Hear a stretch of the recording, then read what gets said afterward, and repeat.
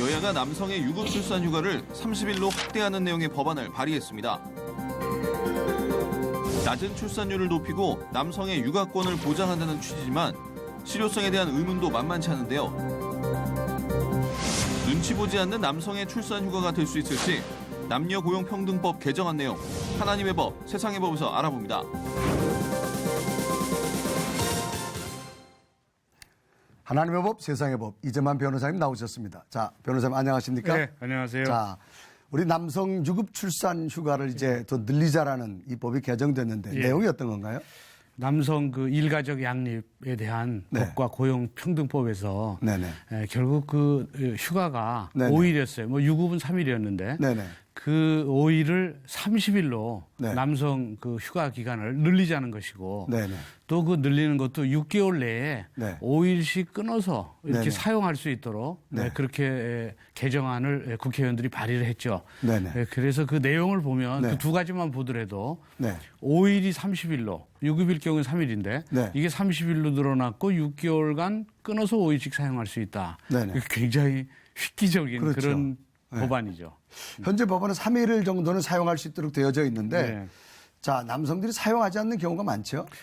그 출산 그러면 이게 이제 여자의 그렇죠. 몫이잖아요. 네. 그러니까 출산 휴가를 남자가 사용한다 그러면 네네. 이상하게 생각합니다. 네. 그러니까 인식이 부족하죠. 네. 남자는 밖에서 일을 하고 네. 아내는 집에서 가정 또 뭐 가사 또는 육아 일을 네네. 전담하는 이게 이제 일반적인 일이었지만 지금 이제 여성들의 사회적 참여가 상당히 이제 그렇죠. 늘어나서 사실은 이 가사 일이나 가사도 분담해야 된다는 네네. 것이고 설거지도 남자도 하고 요리도 네. 하고 또 육아도 남녀가 같이 해야 된다는 게 점점 인식이 제고되고 있긴 해요. 네네. 근데 이제 아직도 이 전통적 사고에서는 그렇죠. 네. 출산 휴가를 남자가 한다고 그러면 네. 회사에서 이상하게 생각하고 네.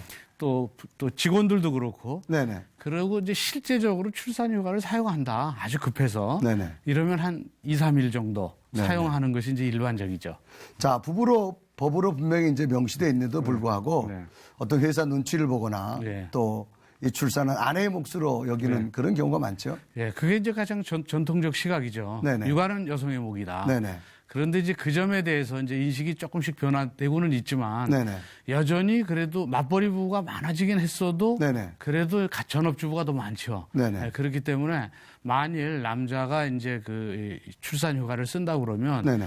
그 회사에서 그 남자가 담당했던 그 일을 결국 다른 직원이 그렇죠. 담당해야 돼요. 네네. 거기 이제 회사에서 직원을 지원해주면 모르는데 네네. 다른 직원이 담당해야 되니까 그 직원이 내가 출산 휴가를 쓴다면 네네. 다른 직원의 업무가 늘어나죠. 네네. 그 업무 부담 때문에 눈치를 보는 거예요. 네. 그리고 또 하나는 출산 휴가를 쓰다 보면 이제 업무 네. 공백이 생기고 한 달씩 쓰게 막 이렇게 그렇죠. 된다면 이제 뭐 육아휴직도 있긴 있어요. 출산 네네. 휴가 말고도 이런 것도 잘 쓰지 못하는 게 네. 업무 공백이 생기면 네. 내가 진급하는데 또 좀 누락되지 않을까? 네. 또 뭐 이 승진의 그 연속성이 이제 깨지니까 이런 네네. 여러 가지 때문에 사실은 눈치를 보고 쓰지 못하는 거죠. 네네. 근데 우리나라 저출산이 굉장히 중요합니다. 네네. 그래서 이 현재 같은 저출산 시대에 이 상태가 그대로 유지된다면 네. 300년 후에는 네네. 대한민국 민족이 네. 지구상에 존재하지 않을 수도 있다는 통계가 나와 있어요. 네. 이 저출산에 대한 대책으로서도 네네. 남성 뭐 육아휴직이라든지 남성 출산 휴가 네네. 이것이 사회적으로 네. 이 충분히 쓸 수 있는 그런 인식이 확대돼야 되고 네네. 또 국가에서도 충분히 회사의 피해를 보조해 줘야 됩니다. 네.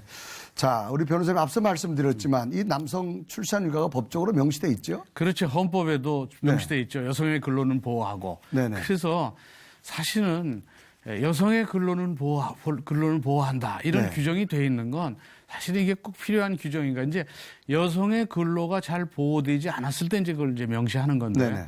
남성의 근로는 보호하고도 여성 특별히 보호한 것은 그만큼 여성의 근로가 보호되지 않았다는 것이죠. 네. 그런데 지금은 이 여성들의 사회 진출이 굉장히 늘어났어요. 그렇죠. 그리고 앞으로 더 늘어날 것이고. 네네. 그리고 우리나라의 국가 발전을 위해서는 네네. 우리나라 여성들의 그 능력의 그 이 효율성이라든지 생산성이 전 세계적으로 봤을 때 상당히 탁월합니다. 네. 그러니까 우리나라가 발전하기 위해서는 여성의 그 인력을 네네. 사용하지 않으면 안 돼요. 네. 이 잠자고 있는 이 여성들의 능력을 활용하면 네네. 국가 발전에 엄청난 도움이 됩니다. 네. 그렇기 때문에 이 여성들의 그 사회 활동을 돕기 위해서는 네네. 이 가사 전담이라든지 네네. 이것을 남성이 분담해 줘야 되고 네. 또 뭐 육아 돌봄 뭐 이런 것도 마찬가지로 남성이 같이 분담해 줘서 네네. 이 가사 일이라든지 또는 육아가 여성의 몫만은 아니다. 네네. 남성이 같이 해야 된다는 것을 인식을 하고 또 사회적으로도 그 인식이 이제 확대돼야 되겠죠.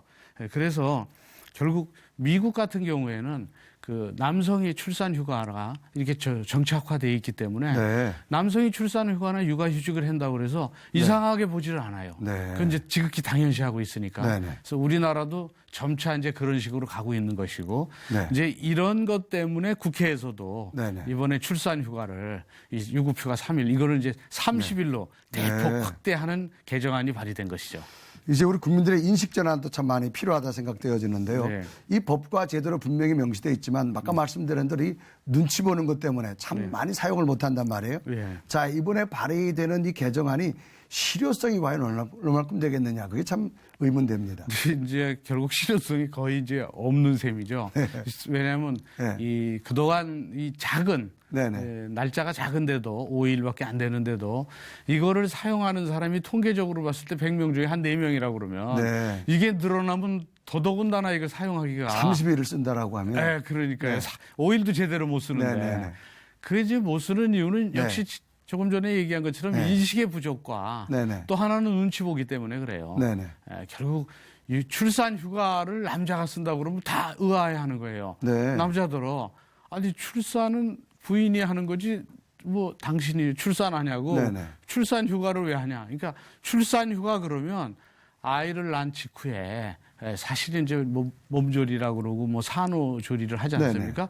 이제 산후조리를 위해서 필요한 것이지. 네네. 아이를 낳지도 않는데 본인이 뭐 산후조리 하냐 뭐 이런 식의 네네. 그런 인식 때문에 사실은 이제 출산 휴가는 그 아내를 도울 수도 있는 것이고 네. 그렇기 때문에 사실 남성의 경우에도 출산 휴가가 반드시 필요한 것인데도 이런 인식이 잘못되어 있어서 그래서 이게 인식이 이제 일반화되려면 남성들이 적극적으로 출산 휴가를 가야 됩니다. 그러겠네요. 그래서 100명이면 100명이 전부 다 출산 휴가를 가고 쓴다. 네. 이렇게 된다고 한다면 출산 휴가를 사용하는데 별 무리가 없죠. 그렇죠. 그리고 그런 게 이제 인식이 확대돼야 되고 네네. 그래서 이런 걸 좀 더 의무화시킬 필요도 있죠. 네. 그래서 그런 인식의 전환이 좀 필요하고요. 또 하나는 이제 이게 사용하지 못하는 이유는 역시 대체 인력 부족 때문에 그래요. 네. 지금 이제 경제적으로 어려운데 남자가 출산 휴가를 간다 그러면 당장 다른 직원에 대한 여러 가지 그 업무 부담이 가중될 그렇죠. 수 있으니까 네. 이런 점에 대해서는 이제 국가적으로도 좀 보조를 해주는 네. 그런 방법을 또 찾아야 되겠죠. 그것이 저출산에 대한 중요한 대책이기 때문에도 네. 국가의 보조는 필요한 것입니다. 자, 그러면 해외에서 보면은요, 이 육아직 이 남성의 어떤 할당제가 있습니까? 일부 그 유럽 국가의 경우에는 그 출산 휴가가 네네. 이건 선택이 아니고 의무로 돼 있어요. 네. 일단 가야 됩니다. 그렇게 일단 가야 되니까 네네. 뭐 특별히 출산 휴가 간다고 누가 뭐라는 것이 아니고 네네. 출산하면 너도 나도 다 가니까 네네. 이제 일반화돼 있죠. 네. 그리고 또 하나 노르웨이 같은 경우에는 11개월 동안 육주는 반드시 네. 그 아빠가 사용할 네. 수 있도록 이렇게 돼 있고요. 또 이제 그 뭐 이제 출산 휴가 외에 이제 육아 휴직이 문제되는데 네네. 외국의 경우에는 뭐 이제 육아 휴직의 경우를 뭐 아빠의 달 그래서 아빠의 달이라는 건 아예 그 육아를 위해서 휴직을 해요. 네. 그러니까 이건 출산과 관계없이 육아를 위해서 출산 네. 이후에 아이를 키우는 네네. 그런 것도 있습니다. 그리고 그 경우에는 급여를 전부 100% 줍니다. 네. 그러니까 누구든지 아이의 육아에 특별히 필요한 일이 있을 때 네네. 아이와의 정서적인 그 유대를 좀 키우기 위해서도 아빠가 아이하고 어디 뭐 방학 때 여행을 갈 수도 있고 뭐 할 수 있지 않습니까? 네네. 이제 그런 것들을 위해서 이제 사용할 수 있는 것이죠. 네. 그래서 이제 지금은 이제 이번엔 출산 휴가가 이제 이번에 문제가 됐습니다만은 네네. 육아 휴직도 네네. 그 점도 사실은 신경을 써서 네네. 결국은 이 가사 분담, 육아 분담은 네. 부부 공동의 목이고 또 이것이 300년 후에 한민족이 완전히 없어진다는 외국의 그 통계도 나와 있으니까 네. 현재와 같은 출산율이라면 네. 이거에 대한 대비책을 가져가기 위해서도 네. 반드시 출산 휴가나 육아 휴직 또 가사는 부부 공동 분담이라는 인식의 제고 네. 이런 분들 그다음에 국가의 지원 이런 아주 전체적인 아주 이 뭐랄까 종합적인 네. 그런 플랜이 빨리 마련돼야 된다고 봅니다. 남편들이 할 일이 더 많아진 것만은 사실인 것 같은데요. 책임과 기쁨으로 감당해야겠고요. 개정된 법안이 공포되면 잘 지켜줄 수 있도록 육아에 대한 인식 개선은 물론 근로 환경도 마련돼야겠습니다. 변호사님 말씀 오늘 여기까지 듣겠습니다. 감사합니다. 네.